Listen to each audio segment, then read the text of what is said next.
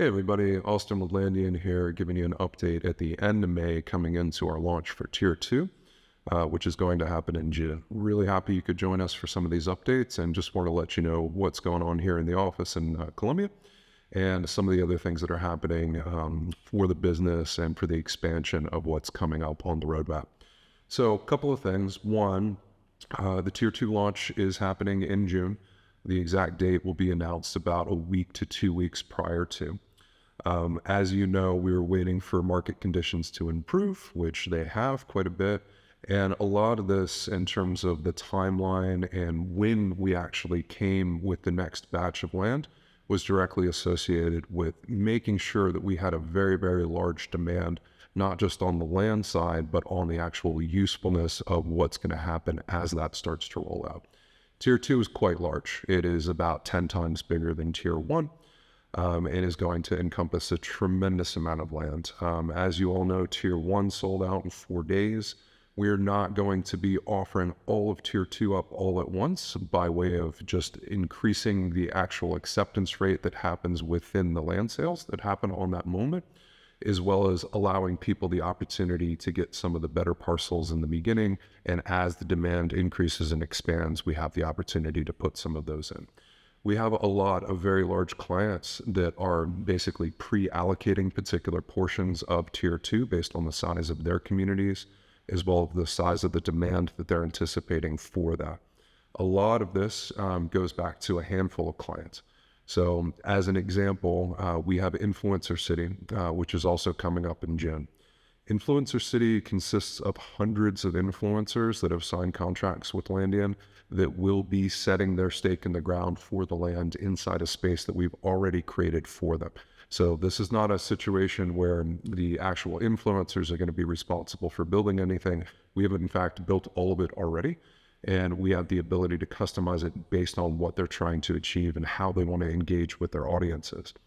Influencer City as a whole, with the influencers that we have right now and the anticipated amount that are going to be coming in afterwards, is going to be reaching over 100 million people worldwide. So this is super important for us to make sure that that space was available, functioning, beautiful, exactly what they were looking for. There was a lot of consultation that went back directly through their teams, their audiences, and our development that's happened here. That's been a really great process because we've had the opportunity to learn exactly what moves the needle on their side and what their fans are actually looking for and what they want to engage with. Some of them want to have experiences, other ones want to have direct fan interaction, other ones want to sort of highlight what their lifestyles are about and other things that may be important to their business. So with what we've created, we've given them the opportunities to not only customize quite a bit of that, but it's an immersive space where everybody can come in all at once. The reason that this is important in terms of the total allocation of land and the tokens that are going for sale for Tier 2 is because this comes basically at the front end of what's going to turn into our first series of exchange listings, which is scheduled for June. We want to make sure that in order for the circulating supply and the liquidity to be at the right balance that it needs to be for an exchange listing, which is incredibly crucial, we want to make sure that the demand is as high as it's ever been. In preparation for this, not only have we signed all of these contracts and gotten everybody in place, but there are quite a few other hero projects that we're launching right at the exact same time. That's going to push the numbers above and beyond literally every metaverse on Earth at the moment. And it's going to turn it into a really excellent opportunity for people to either purchase more land, or if they want to, exchange their tokens or what have you, you're going to have the opportunity to do that. And that is going to be done through a variety of different methods. So you can go through traditional exchange if you'd like. We also have the marketplace launching. The marketplace is where you're going to be able to exchange your land, sell it, so on and so forth. Now, a lot of you have already listed some of your things on some of the dexes that are out there, and you've put up land for sale using Binance and everything else associated with that. That's fine. This is a decentralized world. You can do whatever you want. The marketplace that's launching is incredibly organized and it's very well thought out. And it goes through all of the particulars around this is where the land is, this is exactly where it's located, these are the sales that have happened in that same space. It gives you historical averages. It allows you to see activity, which spaces are trending, which ones have moved the most in the past 24 hours. A lot of things that are super important related to a fully functioning marketplace have not only been fully developed, but they're functioning right now. That is going to open up other things into the marketplace later. As you know, we already have the names that are on there. We have Metamorphox Labs, where your avatars have been created and so on and so forth. This is the first stage of what's going to turn into buildings, wearables, everything you can possibly imagine within that space. So much so that we can't even theorize the amount of things that are going to be created and sold within that space. So we had to create a system that was incredibly robust for that to happen. Now, you have the opportunity, if you want to do your land purchasing, exchanges, what have you, inside that marketplace. And you have the opportunity when the exchange listings go live to actually buy and sell tokens on there. We have no control over that. What we do have control over is the amount of transactions that happen based on the demand that we're going to have from some of these large hero projects. Not to say that we have the ability to push a button and change things one way or another, but we do know that as those turn on, there is a tremendous amount of traffic that's going to come through the entire system.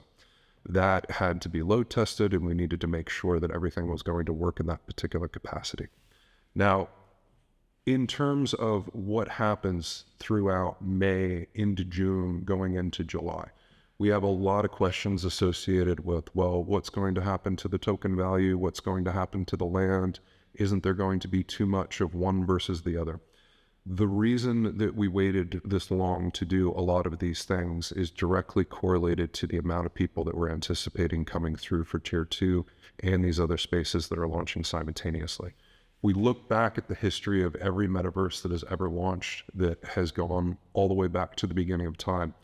One thing that's very true every single time is that the token value isn't directly correlated to the land value, because there is a limited supply of the land itself.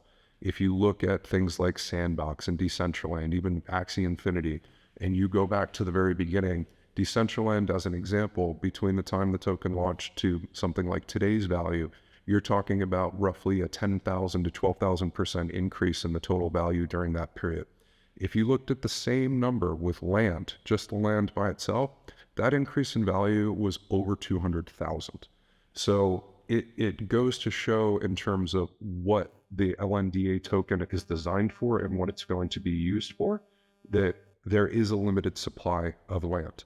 And there will always be a limited supply of land because it's based on the growth of Landian. The only time we open up a next phase is once a certain percentage of the first phase and the phase that came before it have been developed. So we're not opening up Tier 2 because we want to, because we want more land or more tokens in circulation or anything like that. It is literally because Tier 1 was developed to the points that were engaged in the original white paper, and everything that we've been telling everyone for this entire period of time has come to fruition at this point because those spaces have been developed. Now, as we move ahead and Tier 2 continues to grow, we'll continue to release more parcels and more parcels and more parcels until Tier 2 has been filled. Once we move to Tier 3, we need to make sure that they have been developed as accordingly. Just with the few hero projects that we're talking about right now, we can tell you definitively that quite a bit of Tier 2 has already been developed. And when it turns on, all of those spaces will be fully functional and you'll be able to walk in and experience them. So I encourage everyone in the Landian community to take a look at the history associated with every metaverse, take a look at the history associated with every land sale and every launch that's happened going back to when metaverses were first put on sale, and take a look at the history there, because I think that that's incredibly important. We love your support. We really appreciate everything that you guys are doing associated with the community, getting the word out there, and we're doing all our very best on our side to make sure that the world knows what we're about and what we're doing. Just in the past 90 days, Landian's gotten more mentions in the media that were organic mentions than any other metaverse project has, including Meta and Decentraland. So it is a small fire that's starting that's going to turn into a bushfire very, very quickly in terms of the marketing and the name and everything else. and we hope that it turns into a household name very soon. We appreciate all of the work that everybody has done up to this point, both here in the team and with the community as a whole. And we appreciate the support up until now. Thank you guys so much.